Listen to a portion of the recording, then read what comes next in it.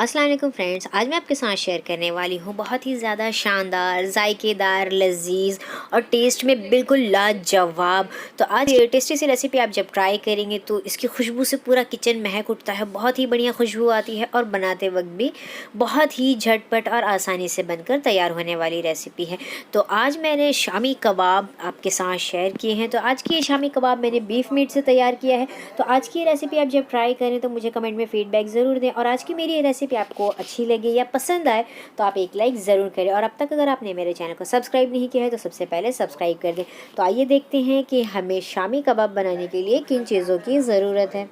यहाँ पर हमने आधा केजी यानी आधा किलो बीफ का गोश्त लिया है। बहुत ज़्यादा इसमें फैट नहीं है, लेकिन फिर भी हमने सिर्फ रेशे वाला यानी बोनलेस गोश्त लेकर तैयार कर लिया है। इसे अच्छी तरीके से वॉश कर लिया है और एक स्टैंडर में यानी छन्ने में रख दिया ताकि इसका एक्स्ट्रा पानी से कुछ मसाले लिए हैं जिसके साथ हमें इसे कुक करके तैयार करना है। यानी 8 से 10 मैंने लहसुन की कलियाँ ली हैं, इसके छिलके उतार लिए हैं, और 6 से 8 लाल मिर्चें ली हैं। लाल मिर्चें आप अपने टेस्ट के अकॉर्डिंग कम या ज़्यादा कर सकते हैं, जितना आपके घर में स्पाइसी पसंद किया जाता है वो उतना। और 4 से 5 टुकड़े मैंने यहाँ पर अदरक के लिए हैं, 4 से 5 लौंगे ली हैं, 5 छोटी इलायची के लिए हैं और इसके मुंह को इस तरीके से खोल दिया है। 8 से 10 से 12 मैंने काली मिर्ची ली है और 2 तेजपत्ते के लिए है। ये सारे चीज़ों को हमें गोश्त में डालकर प्रेशर कुकर लिया है, और प्रेशर कुकर में सबसे पहले हम डालेंगे गोश्त, और सारे गोश्त को हमने इसमें डाल देना है, और साथों साथ हम डालेंगे इसमें वो सारे मसाले जो हमने आपको दिखाए थे। ये सारे मसाले भी हमने इसी में डालने हैं। इस तरीके से सारे मसाले डाल दें, और ये तेजपत्ते के टुकड़े भी इसी में डाल देना है। यहाँ पर डाल देंगे नमक, कि नमक हमें जितना चाहिए उतना कि गोश्त भी अच्छी तरीके से गल जाए, और फिर हम इसमें दोबारा नमक ऐड नहीं करेंगे। और कम से कम हमें इसमें 6 से 8 सीटियाँ लगा लेनी है मीडियम फ्लेम पर, और इसे अच्छी तरीके से कुक होने देना है कि गोश्त अच्छी तरीके से कुक हो जाए यानी गल जाए। और साथों साथ यहाँ पर डाल देंगे हाफ कप पानी कि गोश्त गल जाए। इसमें ज़्यादा पानी का इस्तेमाल नहीं करना है, आप अपने हिसाब से पानी डालें कि गोश्त अच्छी तरीके से गल जाए, और ज़्यादा पानी भी इसमें एक्स्ट्रा ना हो कि हमें खुश्क करने की ज़रूरत पड़े। यहाँ पर हाफ कप पानी मैं और ऐड कर रही हूँ क्योंकि मैं चने की दाल भी इसी में कुक करने वाली हूँ। तो यहाँ पर इसे अच्छी तरीके से मिक्स कर लें कि नमक वगैरह अच्छी तरीके से मिल जाए। और अब यहाँ इसकी लिड से इसे कर देंगे कवर, और इसमें आने देना है हमें 6 से 8 सीटी है। और जैसे इसमें प्रेशर फुल हो जाए, भर जाएगा, मैं गैस का फ्लेम मीडियम कर दूंगी, और 6 से 8 प्रेशर इसमें आने देंगे। 5 से 6 प्रेशर लगा लिया है, और इसका प्रेशर भी हमने रिलीज़ कर लिया है। अभी भी गोश्त में कुछ पानी है, तो इस पॉइंट पर हम डालने वाले हैं चने की दाल, जिसे मैंने 2 से 3 घंटे बहुत अच्छी तरीके से धोकर और सोख होने के लिए रख दिया था। अब ये बिल्कुल फूल गई है, और अब हम इसमें डालने वाले हैं गोश्त में, के साथों साथ इसके जो पानी है वो, और गोश्त में जो अभी कच्चापन बाकी है यानी जितना भी गलने के लिए वो है, साथों साथ दोनों ही चीज़ें गलकर तैयार हो जाएं। तो मैंने चने की दाल पाव किलो ली है, यानी 250 ग्राम चने की दाल ली है, इसे 2 से 3 घंटे सोक कर लिया है। इसका पानी हमने ड्रेन कर लिया है, और गोश्त के मैं अब इसमें डाल दिया है। इसे अच्छी तरीके से फैला लें चारों तरफ से, और फिर से इसकी लिड से इसे कर देंगे कवर, और 2 प्रेशर और आने देंगे कि चने की दाल और गोश्त दोनों बहुत अच्छी तरीके से कुक होकर तैयार हो जाए। और जब हम इसे पत्थर पर पीस कर तैयार करें तो ये बड़ी आसानी से इसके रेशे रेशे अलग हो जाए, और बहुत आसानी से इसका एक मिक्सचर। गोश्त हमारा बहुत अच्छी तरीके से गल चुका है, और इसमें जो हमने पानी डाला था वो बिल्कुल खुश्क हो गया है, आपको नज़र आ रहा होगा। और गोश्त इतना कुक हो चुका है, और चने की दाल भी आपको नज़र आ रही होगी कि ये बिल्कुल पककर तैयार हो चुकी है। अब हम इसे एक बाउल में कर लेंगे ट्रांसफ़र, और इसमें कि हम तेज़पत्ते और दालचीनी दोनों को हमें निकाल लेना है, और तब हम इसे पत्थर पर पीस कर तैयार करेंगे। तो इसके तेज़पत्ते हमें निकाल लेने हैं, और दालचीनी के टुकड़े जो बड़े बड़े दो हमने इसमें ऐड किए थे वो, और इसे बिल्कुल ठंडा कर लेना है। इस तरीके से अच्छी तरीके से साफ़ कर लें कि इसमें जो दाल वगैरह लगी हो वो निकल जाए। बस दालचीनी के टुकड़े और तेजपत्ते को हमें निकालना है। लौंगे और काली मिर्ची रहने देनी है, और इन सबको हमें कर लेना है अच्छे से ठंडा, और फिर हम इसे करेंगे। पत्थर ले लिया है, आप इसे मिक्सी ग्राइंडर में भी पीस कर तैयार कर सकते हैं, लेकिन ये उतना रेशेदार पीस कर नहीं तैयार होगा जैसा कि हमें चाहिए। तो यहाँ पर गोश्त के कुछ पीसेस हमने निकाल लिए हैं, और इसे इस तरीके से हल्के हाथों से पीस कर तैयार करना है। मैंने गोश्त को अलग अलग पीस कर तैयार कर लिया है कि इसके जो रेशे हैं बिल्कुल रेशेदार नज़र आ रहा होगा ये आपको कि कितने रेशेदार तैयार हो। इस तरीके से अगर हम इसे मिक्सी ग्राइंडर में पीस कर तैयार करेंगे तो इतना परफेक्ट रेशेदार ये बनकर तैयार नहीं होगा। तो इसीलिए आप कोशिश करें कि इसे इसी तरीके से सिलबट्टे यानी पत्थर पर पीस कर तैयार कर लें। इसे कर करेंगे तैयार। इसके दाल मैं अलग पीसने वाली हूँ क्योंकि अगर हम साथों साथ दाल और गोश्त दोनों को पीसेंगे तो इसके रेशे इस तरीके से अलग नहीं होंगे। जितना ये रेशेदार बनकर तैयार हो रहा है उतना अच्छा रेशेदारी पीसकर तैयार नहीं होगा, इसीलिए मैं गोश्त के पीसेस को पहले पीस कर तैयार कर लूँगी, साइड में रख लूँगी और उसके बाद चने की दाल को हमें पीस कर अलग करना है। तो गोश्त को हमें इतना अच्छा कुक करना है कि जब हम इसे हल्के हाथों से पत्थर पर पीसें तो ये आसानी से पीस कर तैयार हो और इसका एक परफेक्ट मिक्सचर बनकर तैयार होगा। तो अब इस पॉइंट पर मैं डालने वाली हूँ चने की दाल और गोश्त के कुछ पीसेस और इसे साथों साथ पीसकर हमें तैयार करना है। और चने की दाल को अच्छे से पीसकर तैयार कर लिया है। एक साइड मैंने गोश्त को पीसकर तैयार किया है, इसके रेशे आपको नजर आ रहे होंगे, और एक साइड मैंने चने की दाल को और उसमें जो मसाले डाले हुए थे वो सब कुछ हमने पीसकर तैयार कर लिया है। और अब हम इसमें डालने वाले हैं मुट्ठी भर करके धनिया, क्योंकि कबाब में धनिया का जो टेस्ट है, जो स्वाद है, वो बहुत ही ज्यादा अच्छा आता है।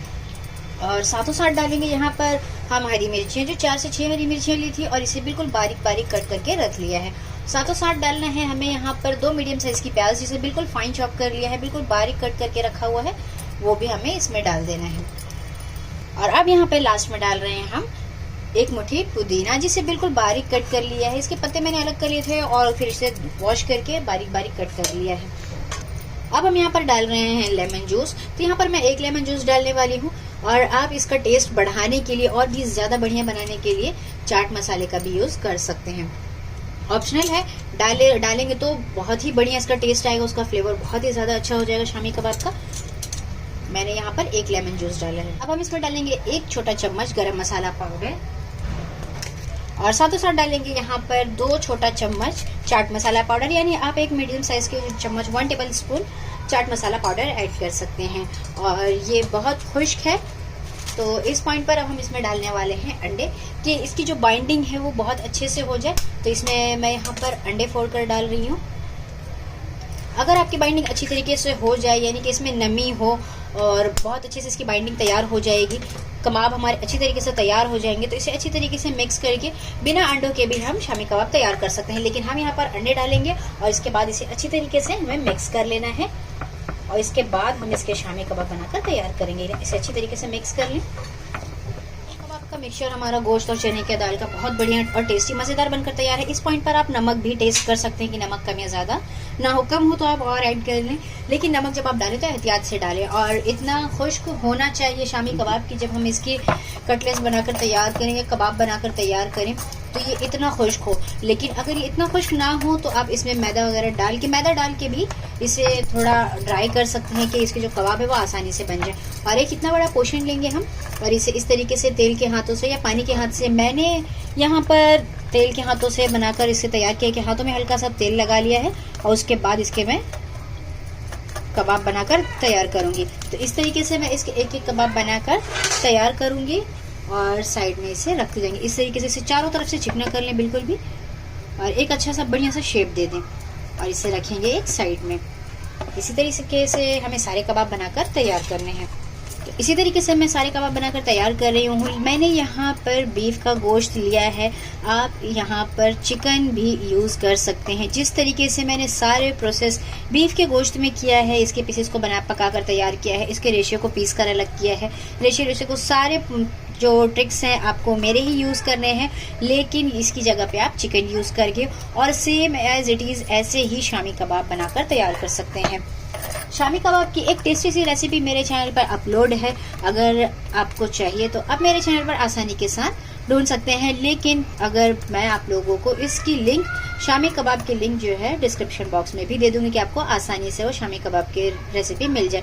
वो शामी कबाब मैंने चिकन की अपलोड की हुई है और ये बीफ की है। तो इस तरीके से हम सारे पीसेस बनाकर यहाँ पर हमने सारे कबाब बनाकर तैयार कर लिए हैं और एक प्लेट में रख लिया है। और बाकी का जो मिक्सचर बचा हुआ था वो मैंने एक एयरटाइट कंटेनर में फ्रीज करके रख दिया है। इस पॉइंट पर आप भी इसे एयरटाइट कंटेनर में फ्रीज करके रख सकते हैं।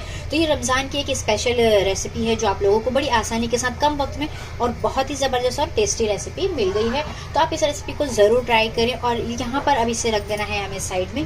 और यहाँ पर मैंने एक अंडा लिया हुआ है जिसे मैंने फोड़ लिया है और इसमें डाला है नमक। नमक के साथ यहाँ पर आप काली मिर्च का पाउडर भी यूज़ कर सकते हैं। और इसे अच्छी तरीके से फ्राई करने के लिए मैंने रख दिया है पैन और हम इसे शैलो फ्राई करके रखने वाले हैं, तैयार करने वाले हैं।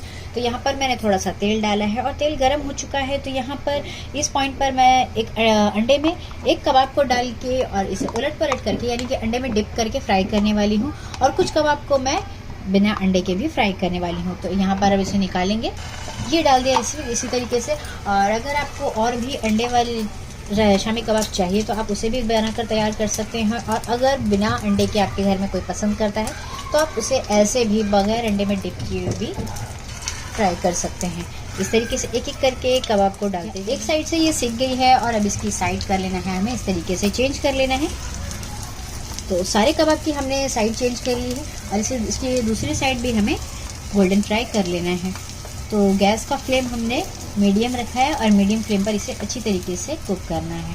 तेल हमने अच्छे से गर्म कर लिया था, बहुत ज़्यादा हाई हीट नहीं किया था, बट तेल गर्म कर लिया था कि जैसे ही हम तेल में कबाब डालेंगे कबाबों से चटर पटर की आवाज़ आनी चाहिए, तो तेल हमारे इतना गर्म होना चाहिए। एक साइड से हो गई है फ्राई और अब हमें इसकी साइड चेंज कर लेना है।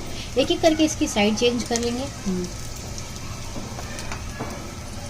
इस तरीके से एक एक करके इसकी साइड चेंज करने की दूसरी साइड भी अच्छे से सिक कर तैयार हो जाए। तो दूसरी साइड से भी कबाब हमारे फ्राई हो चुके हैं, जैसे हमें गोल्डन चाहिए थे वैसे, और इसे भी एक दूसरे डिश में ट्रांसफ़र कर लेना है। सारे कबाब हमने निकाल लिए हैं और सेम पैन पर थोड़ा सा तेल और डाला है और तेल भी गर्म हो चुका है। और अब हम ये कबाब जो तल के तैयार करने वाले हैं, इसमें हमने इसे अंडे में डिप नहीं किया है। बगैर अंडे के हम इसे फ्राई करके दिखाएंगे आपको कि कितने रेशेदार और बढ़िया और बहुत ही लजीज, जायकेदार, मज़ेदार, मतलब जितनी तारीफ़ कम की जाए उतना कम है। तो जब आप इसे सर्व करेंगे तो वाकई आपके घर में आपकी बहुत ही ज़्यादा तारीफ़ें होंगी और बहुत ज़्यादा आप तारीफ़ें कमा लेंगी। और आज की बढ़िया सी रेसिपी जब आपको पसंद आए तो मेरे चैनल को लाइक, शेयर, सब्सक्राइब ज़रूर करें और कमेंट में ज़रूर बताएं कि आपको मेरी रेसिपी कैसे लगी। तो इस पे सारे कबाब मैंने डाल दिए हैं और यहाँ गैस का फ्लेम मीडियम कर दिया है और मीडियम फ्लेम पर इसकी एक साइड को पहले हमें गोल्डन से हो गई है फ्राई और अब हमें इसकी साइड चेंज कर लेना है।